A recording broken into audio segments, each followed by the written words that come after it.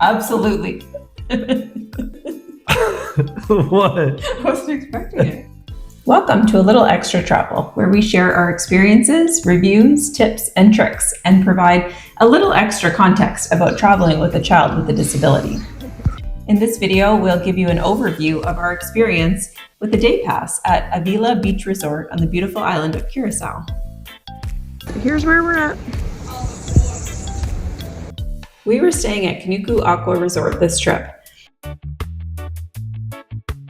We enjoyed a buffet breakfast, and then Claire wanted to play for a while at the park, while Dad exchanged our towels and arranged for a taxi to take us to Avila Beach Hotel for a day pass. As a side note, taxis are very expensive in Curacao. I think this trip was $60 USD each direction from our resort to Avila Beach Resort. So everybody always says, like on the forums and on the groups, that you should rent a car if you're staying in Curacao, which I'm sure is a great option. But for us, ahead of time, we actually contacted the taxi company and added up what all of the taxis would cost us for the week and decided it was pretty much the same price, or maybe even slightly cheaper, to take taxis rather than to rent our own car. So we figured for the convenience of not having to worry about driving ourselves, navigating the island, or having a couple of drinks, it would be easier to just take taxis. Taxi rates are fixed by the government, and you can contact any driver ahead of time, usually via WhatsApp, and just ask them what the rate will be for any given trip, and they'll be able to tell you ahead of time. Our first impression of the lobby was that it was beautiful, very elegant, and it was air conditioned. Our experience in Curacao is that many of the spaces are open air, and air conditioning is a luxury, so we enjoyed the cool blast of air when we walked in. We were kind of standing around awkwardly, not sure where to check in, when a manager spotted us and came over right away and asked us how we could help, what we needed, and we said we were there to check in for a day pass, and he brought us right up to the counter and got the lady's attention that was working there and really treated us really well. Like, I felt really like we were valued guests, even though we were just there on a day pass, and I feel like that set the tone for the day. We stopped at the bathrooms, which were small but clean, before making our way towards the beach.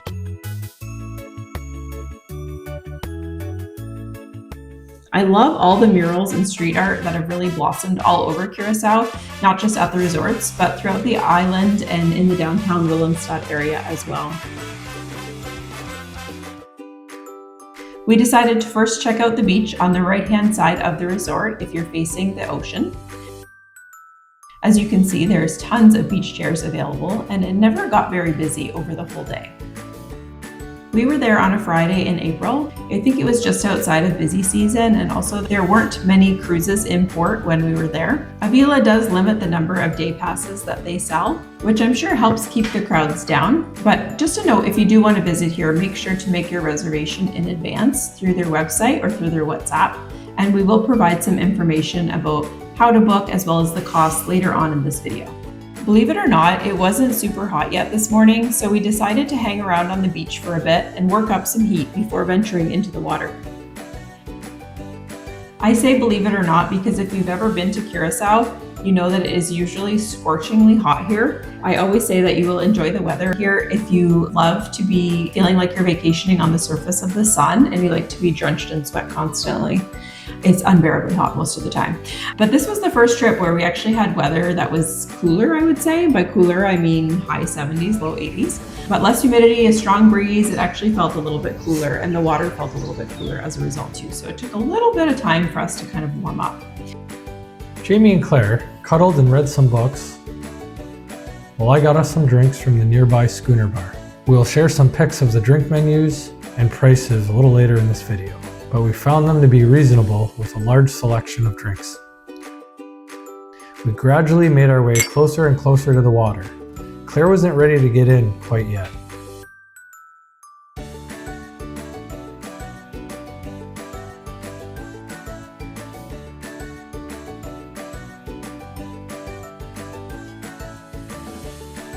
Nope, not yet. So I decided to try out the paddleboards, which are provided with your day pass. After seeing me paddling around the cove, Claire wanted to join.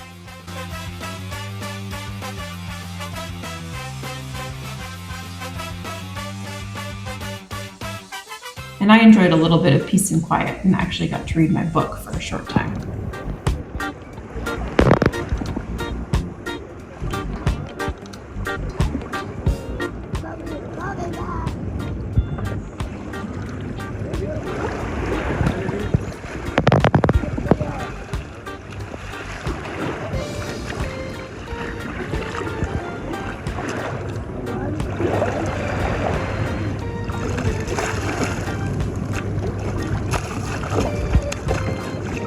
After paddling, we finally got Claire to ease into the water, or well, on top of the water anyways.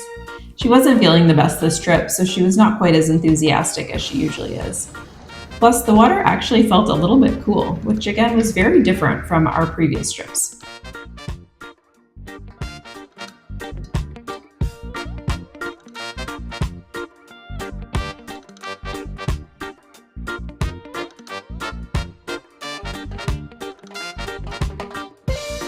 But when she finally got in, I think she actually felt better, and she started to perk up.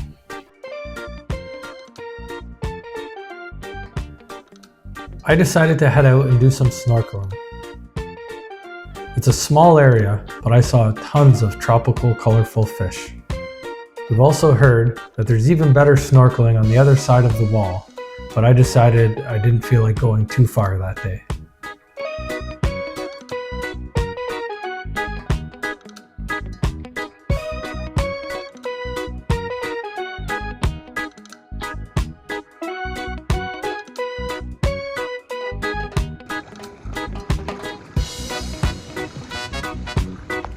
By this point, we were getting a little hungry, so we decided to order some lunch from the schooner bar.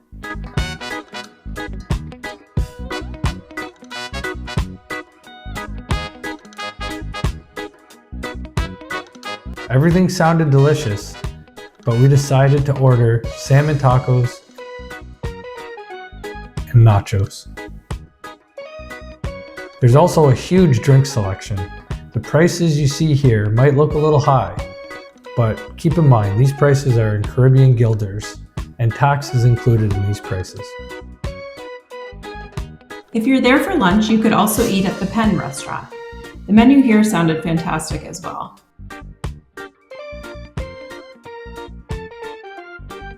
I have been a vegetarian for over 20 years, and I noticed there are lots of vegetarian options at both places.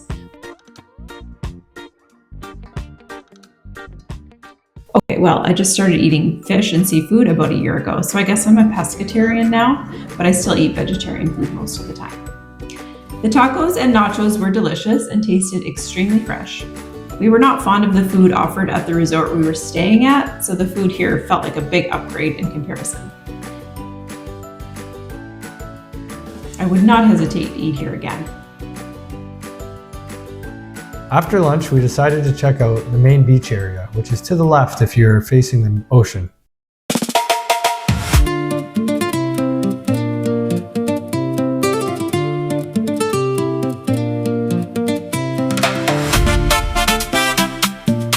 There's a break wall here that keeps the cove very calm.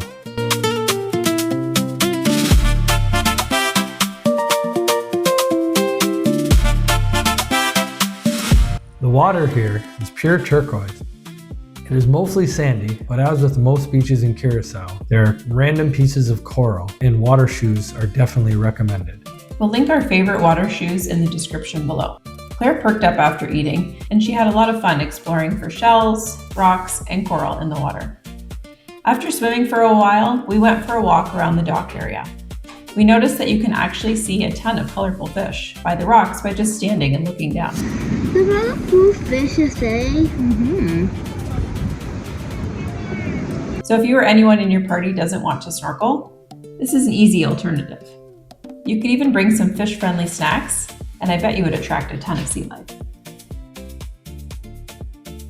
The iguanas are also on the lookout for snacks, so don't leave any food unattended. We also wanted to check out the pool before leaving. Although it was just a rectangle, nothing fancy for the kids, it was very clean and inviting, and Claire had fun jumping in off the side a bunch of times.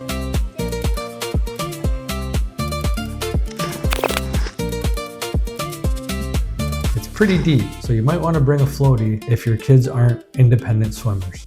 A day pass at Avila is $25 US for adults and $12.50 US for children up to age 12. This includes access to the pools, beaches, beach chairs, paddle boards, and they have self-serve, reef-safe sunscreen dispensers around the beach area to use. You should bring your own towels, and food and beverage are available for purchase.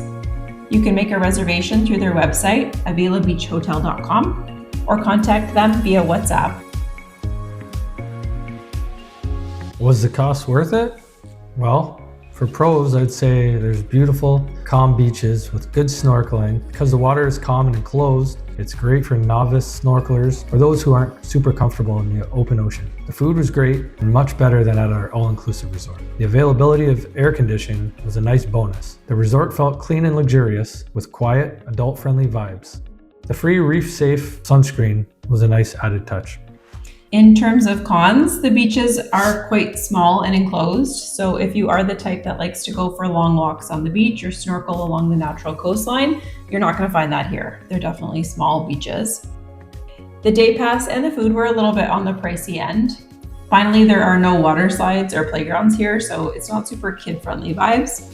If your kids are the type that get bored with just the pool or the beach, then this probably isn't the best spot for them. But would we come here again? Absolutely.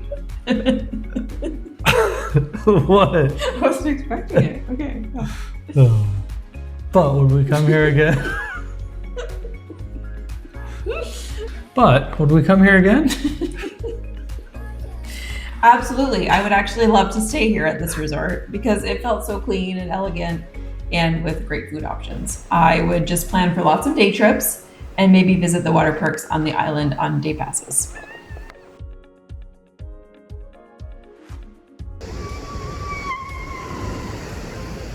We'll link our video to the water park resorts available in Curacao at the end. Would you stay here again or come here again on a day Yeah, pass? I think so. Yeah. I really thought this was a beautiful resort. I'd like to stay here and actually stay at the hotel. I thought the customer service was great. The food was phenomenal and the beach was beautiful. So yes, I would stay here again. So if you have any questions or comments about Avila Beach, please let us know in the comments below. And if you enjoyed this video, please like and subscribe for more travel content like this. A little extra. But would we come here again?